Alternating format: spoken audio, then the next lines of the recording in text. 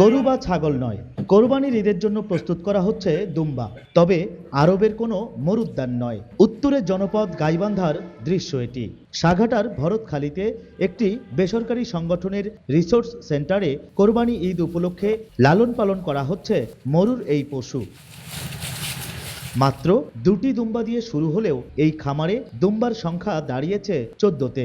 এবারের ঈদে বিক্রয় উপযোগী 4টি দুম্বা আছে খামারটিতে। আমি কোরবানির জন্য প্রতি বছরই দুম্বা রাখি, আর এবারও রাখছি। কোরবানির মেইন প্রিমিয়াম দুম্বা হচ্ছে আমার এই আওয়াসি দুম্বা, যা বাংলাদেশে অ্যাভেলেবেল না, মাত্র কয়েকজনের কাছে আমাদের কাছে আছে।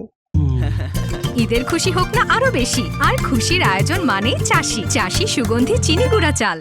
সাদুল্লাপুরের দড়ি জামালপুর গ্রাম। এই খামারেও গরু ছাগলের বাইরে এবার কোরবানির ঈদে নতুন সংযোজন দুম্বা। কোরবানি ঈদ ঘিরে চারিদিকে যখন গরু আর ছাগলের ডাক, ঠিক তখন উত্তরের এ জনপদে শোনা যাচ্ছে ভিন্ন এক সুর। যেখানে সবাই ছুটছে চেনা পথে, সেখানে সাদুল্লাপুরের এই খামারি বেছে নিয়েছেন অচেনা এক চ্যালেঞ্জ। আমরা দুম্বা সরিয়ে দিতে চাই। এটা হচ্ছে গরু ছাগলের মতো বাংলাদেশে যাতে গবাদি পশু অ্যাভেলেবেল হয়, এই মূলত আমাদের উদ্দেশ্য এটা।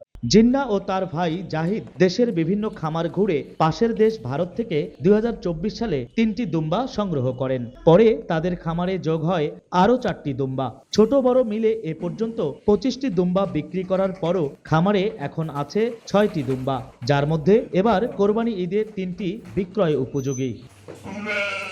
খামারি জিন্না ও জাহিদ জানান, তাদের খামার থেকে দুম্বা সংগ্রহ করে দেশের বিভিন্ন এলাকায় খামার গড়ে উঠেছে। প্রাকৃতিক খাবারের মাধ্যমে কম খরচে দুম্বা লালন পালন করে ভালো আয়ের সুযোগও সৃষ্টি হয়েছে।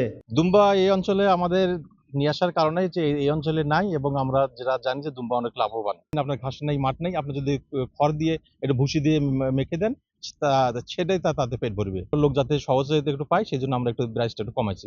সঠিক পরিচর্যা ও ব্যবস্থাপনা থাকলে উত্তরের এ জনপদের আবহাওয়ায় দুম্বা পালন বেশ লাভজনক বলে জানালেন জেলা প্রাণী সম্পদ কর্মকর্তা। আমাদের উত্তরের যে আবহাওয়া, এই আবহাওয়ার সাথে মোটামুটি ভাবে খাপ খেয়েছে, বিদায় কিন্তু সেই দুম্বাগুলো টিকে আছে। আমাদের উত্তরবঙ্গে দুম্বা চাষ একটা লাভজনক ব্যবসা হিসেবে আমি মনে করি এখন ভালো হবে।